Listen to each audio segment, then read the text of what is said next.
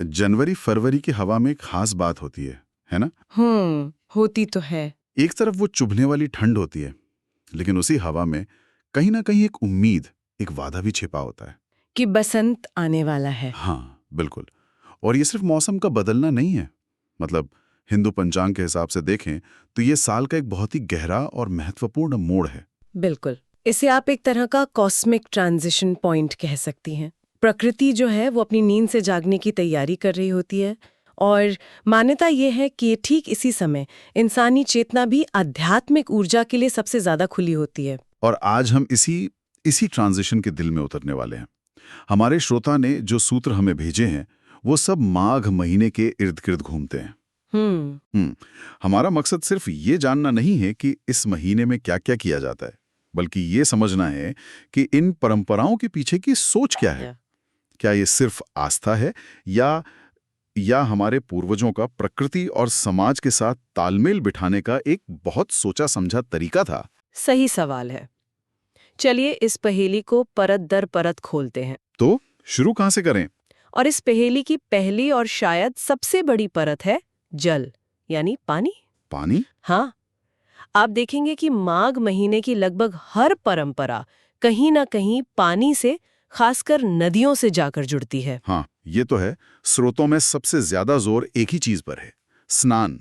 एक सूत्र है, माघे निमग्नाः सलिले सुशीते विमुक्त पापास त्रिदिवम प्रयान्ति।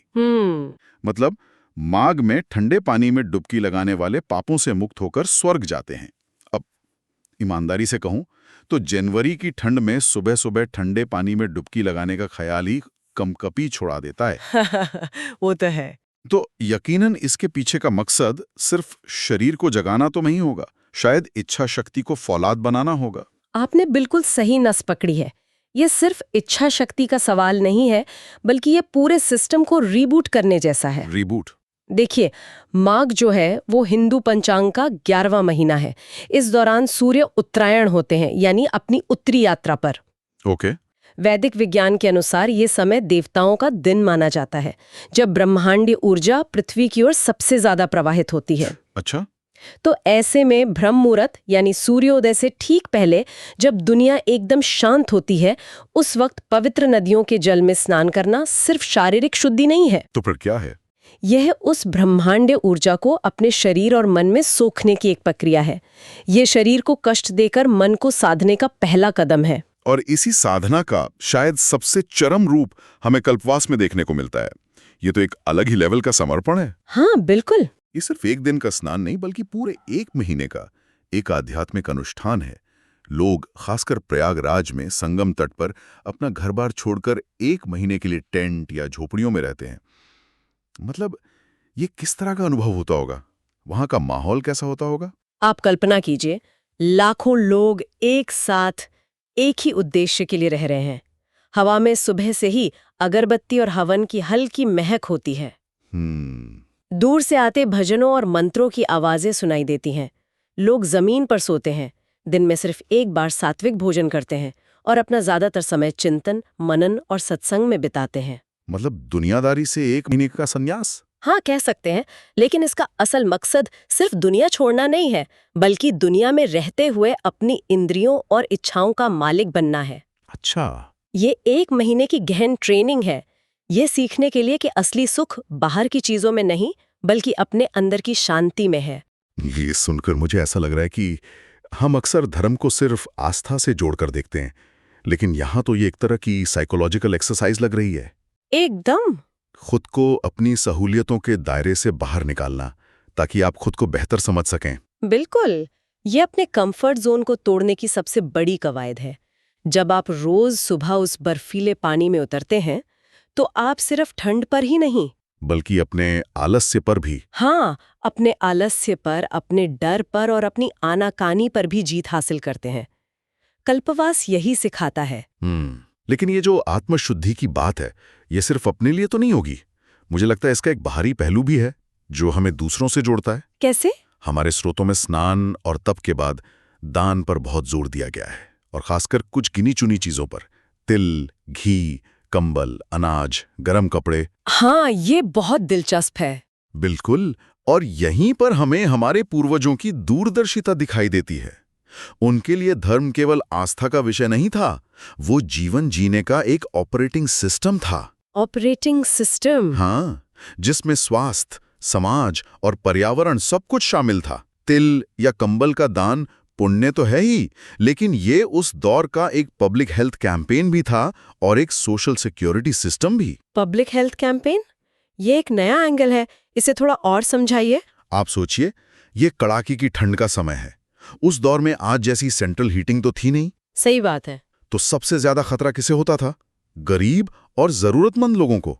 ऐसे में कंबल और गर्म कपड़ों का दान सीधे सीधे उन्हें ठंड से बचा रहा है। हाँ, ये तो बहुत व्यवहारिक बात है। ठीक है। अब आते हैं तिल, गुड़ और घी पर। आयुर्वेद के अनुसार इन तीनों की तासीर गर्म होती है।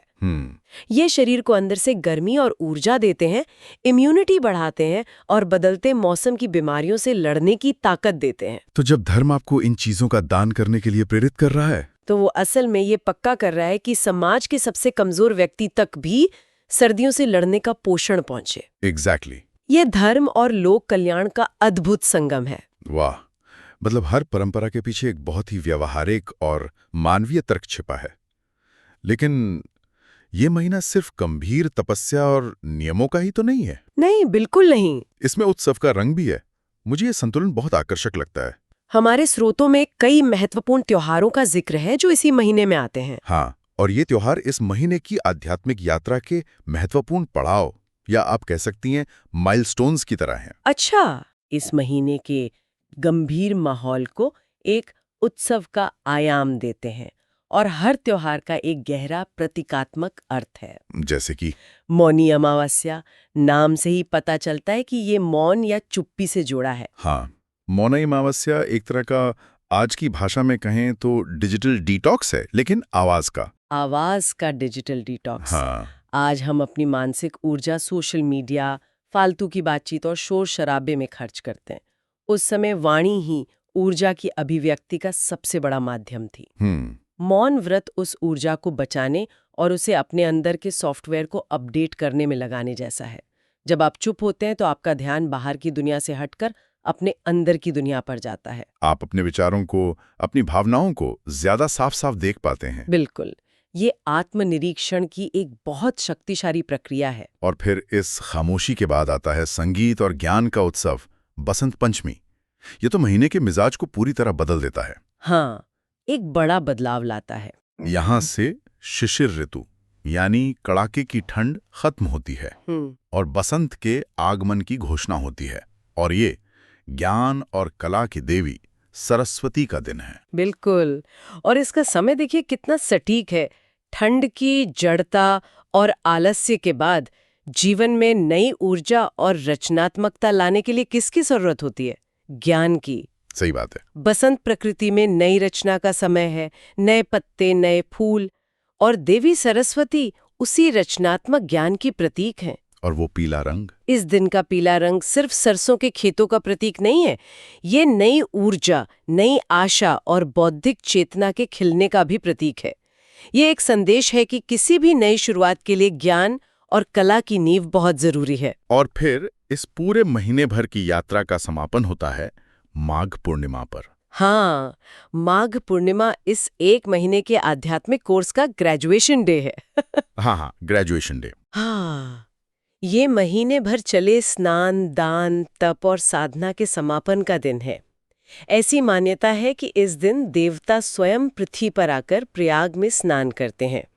ये एक तरह से उस पूरी यात्रा का फल प्राप्त करने का दिन है। तो मतलब इस दिन किए गए दान पुण्य का फल ज्यादा मिलता है? माना जाता है कि फल कई गुना होके मिलता है, क्योंकि आपने पूरे महीने खुद को उसके लिए तैयार किया है, उसके योग्य बनाया है। तो जब हम इन सभी टुकड़ों को एक साथ जोड़ते हैं, सुबह का ठंडा स्नान, एक महीने का आत्मानुशासन, जरूरतमंदों के लिए दान, मौन का अभ्यास और फिर ज्ञान का उत्सव, तो एक बहुत बड़ी और गहरी तस्वीर उभरती है।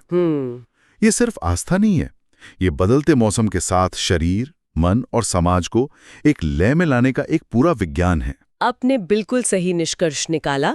यही इस महीने की सबसे खूबसूरत बात है। प्रकृति के साथ इसका गहरा तालमेल। हमारे स्रोतों में साफ लिखा है कि इस महीने में क्या करना चाहिए और क्या नहीं। क्या करे की सूची में है सात्विक भोजन, गंगा स्नान, संयम, और क्या न करे की सूची में है तामसिक भोजन, क्रोध, अहंकार, देर तक सोना। लेकिन इन नियमों के पीछे भी कोई लॉजिक है या ये सिर्फ आध्यात्मिक बातें हैं? नहीं, इनके पीछे पक्का वैज्ञानिक कारण है। अच्छा। देखिए, सर्दियों में हमारी पाचन अग्नि, जिसे जठराग्नि कहते हैं, वो बहुत तेज होती है। इसलिए हम भारी और गरिष्ठ भोजन भी आसानी से पचा लेते हैं। हाँ, ये तो होता है। लेकिन जैसे ही मौसम बसंत की ओर बढ़ता है, शरीर में कफ की मात्रा बढ़ने लगती है और पाचन अग्नि मंद हो जाती है। ओके। ऐसे में हल्का और सात्विक भोजन शरीर को संतुलन में रखता है। आलस से त्याग कर सुबह जल्दी उठना और स्नान करना, ये ठंड की सुस्ती और शरीर में जमे कफ को तोड़कर सक्रियता लाता है। तो ये सब आज के समय में थोड़ा अव्यावहारिक नहीं लगता? मतलब सुबह बर्फीले पानी से नहाना या 1 महीने के लिए घर छोड़ देना, ये किसके लिए संभव है? सवाल बहुत अच्छा है। क्या ये परंपराएं अपना महत्व खो चुकी हैं? नहीं, मैं ऐसा नहीं मानती। देखिए, अब शायद हम कल्पवास न कर पाएं, वो संभव न हो, लेकिन इन परंपराओं के पीछे के सिद्धांत को तो अपना ही सकते हैं, है ना? सार को। हाँ, सार को। ये जीवन जीने का एक संतुलित और समग्र तरीका है जो अध्यात्म, समाज और विज्ञान को एक ही धागे में पिरोता है। तो माघ महीना सिर्फ पूजा पाठ या धार्मिक कर्मकांड का समय नहीं है। अगर हम आज की भाषा में कहें तो ये एक तरह का वार्षिक रीसेट बटन है। बहुत अच्छा कहा आपने, रीसेट बटन। हाँ, स्नान से शरीर और मन की शुद्धि, दान से सामाजिक जुड़ाव और तप से आत्म अनुशासन, ये ठंड के आलस्य को त्याग कर आने वाले बसंत और नई संभावनाओं के लिए ऊर्जा और सकारात्मकता इकट्ठा करने का महीना है। और जो बात यहाँ सबसे ज्यादा ध्यान देने वाली है वो है व्यक्तिगत साधना और सामाजिक कर्तव्य का अद्भुत संतुलन। समाज दोनों के कल्याण की भावना है कि आप अकेले आगे नहीं बढ़ सकते, आपको सबको साथ लेकर चलना होगा। बिल्कुल। इस पूरी चर्चा से एक सवाल मन में आता है और मैं ये सवाल हमारे श्रोता के लिए छोड़ना चाहता हूँ। जरूर। आज की इस भाग-दौड़ भरी जिंदगी में, जहां शायद प्रयाग जाकर कल्पवास करना संभव ना हो, वहां माघ महीने का असली सार, यानी अपने कंफर्ट जोन से बाहर निकलकर खुद को अनुशासित करना, अपनी ऊर्जा को सही दिशा देना और बिना किसी दिखावे के चुपचाप किसी जरूरतमंद की मदद करना, इस विचार को हम अपनी जिंदगी में कैसे उतार सकते हैं? शायद जवाब नदी में डुबकी लगाने में नहीं, बल्कि जीवन की चुनौतियों में बिना डरे डुबकी लगाने में छिपा हो।